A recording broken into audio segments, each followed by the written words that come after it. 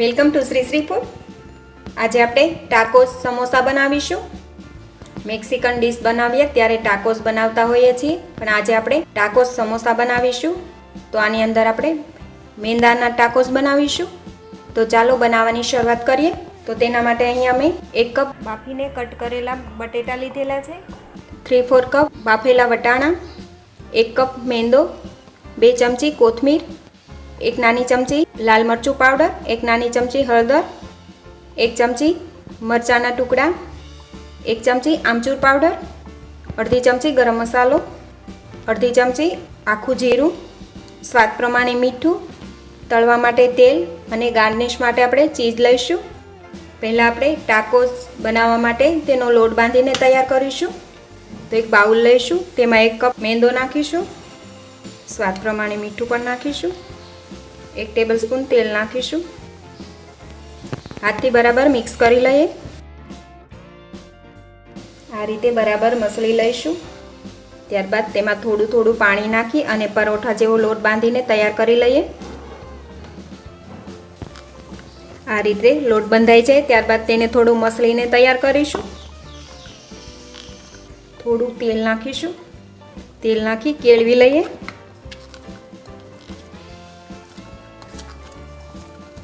હવે લોટને આપણે ઢાંકીને થોડી વાર માટે રહેવા દઈએ, ત્યાં સુધીમાં સ્ટફિંગ તૈયાર કરી લઈએ। હવે સ્ટફિંગ બનાવવા માટે એક કઢાઈ લઈશું, તેમાં 1 ટેબલસ્પૂન તેલ નાખીશું। તેલ થોડું ગરમ થાય એટલે જીરું એડ કરીશું।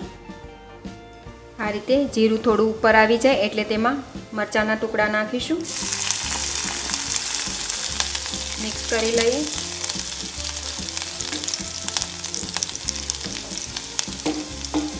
હવે વટાણા નાખીશું, વટાણાને 1 મિનિટ માટે ચડવા દઈએ।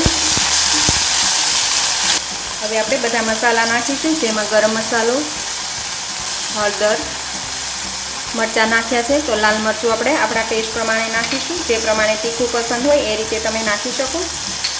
મિક્સ કરી લઈએ।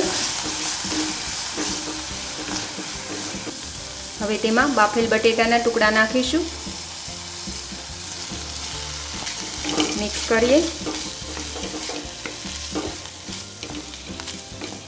સ્વાદ પ્રમાણે મીઠું પણ નાખીશું, આમચૂર પાવડર, કોથમીર, બધું જ બરાબર મિક્સ કરી લઈએ। હવે ટાકોસ માટેનું સ્ટફિંગ તૈયાર છે।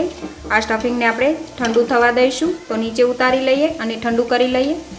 ટાકોસ માટેનું સ્ટફિંગ આપણે એક પ્લેટમાં નીકાળીને તૈયાર કરી લીધેલું છે, તો હવે તેને ઠંડુ થવા દઈએ, ત્યાં સુધીમાં આપણે ટાકોસ બનાવીને તૈયાર કરીશું। લોટને આપણે ફરી થોડો મસળીને તૈયાર કરીશું, લુવા બનાવી લઈએ।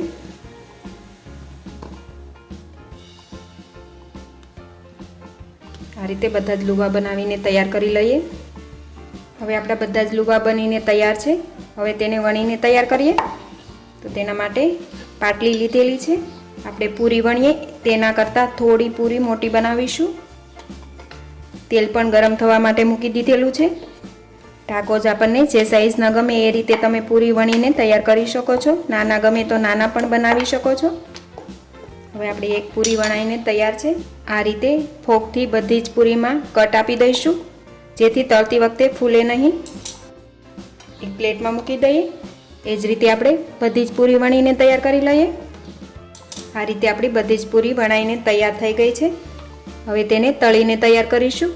હવે આપણું ટાકોસ તળવા માટેનું તેલ ગરમ થઈને તૈયાર છે, તો હવે આપણે બનાવેલી પૂરી તળી લઈશું। તો તેલમાં આપણે તળવા માટે મૂકી દઈએ।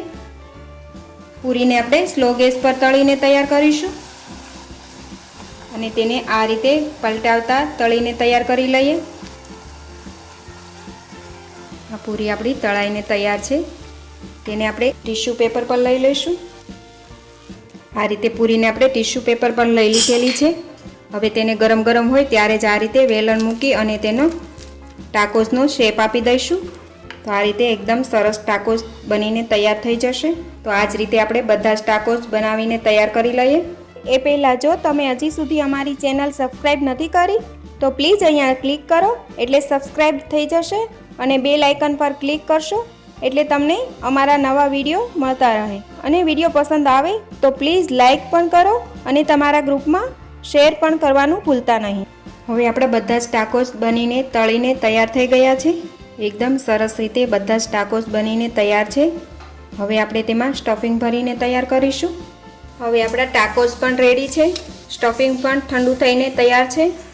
ટાકોસમાં મૂકવા માટેનું સલાડ તૈયાર કરેલું છે, જેમાં કોબી, કેપ્સિકમ અને ડુંગળી લીધેલી છે. તેને આ રીતે લાંબુ કટ કરીને તૈયાર કરેલું છે. હવે આપણે સ્ટફિંગ ટાકોસમાં ફિલ કરીશું. આ રીતે આપણે એક સ્પૂન ટાકોસમાં સ્ટફિંગ મૂકી દઈએ. જે રીતે આપણને પસંદ હોય એ રીતે તમે મૂકી શકો છો. આ રીતે સ્ટફિંગ ભરીને તૈયાર કરી લઈએ. ટાકોસ થોડા મોટા હોય તો સ્ટફિંગ થોડું વધારે ભરવું, મીડિયમ સાઇઝના હોય તો તમે થોડું ભરો તો પણ ચાલે. હવે ઉપર સલાડ મૂકીશું.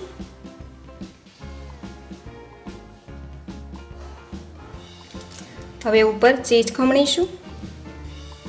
ચીઝ તમને જે રીતે પસંદ હોય એ રીતે તમે નાખી શકો. ઉપર થોડી કોથમીરથી ગાર્નિશ કરી દઈએ. તો હવે આપણા ટાકોસ સમોસા સર્વ કરવા માટે રેડી છે. ટાકોસ સમોસાને તમે ટોમેટો કેચઅપ સાથે ખાઈ શકો છો. તો તમે પણ આ રીતે ટાકોસ સમોસા જરૂરથી બનાવજો અને તે એકદમ ટેસ્ટી લાગે છે. આ ટાકોસ બનાવવામાં તળતી વખતે જ ધ્યાન રાખવાનું છે. તળાઈ જાય એટલે તરત જ તેને ટાકોસનો શેપ આપી દેવાનો છે, જેથી તે એકદમ સરસ રીતે બનીને તૈયાર થાય. અને વધારે તળાશે તો તેના કટકા થઈ જાય છે. તો તળતી વખતે ધ્યાન રાખવું કે ટાકોસ સરસ રીતે આપણે તળીને તેને બનાવી શકાય. તો તમે પણ આ રીતે જરૂરથી ટાકોસ સમોસા બનાવજો અને તમારા એક્સપિરિયન્સ શેર કરજો. તો ફરી મળીશું એક નવી રેસીપી સાથે.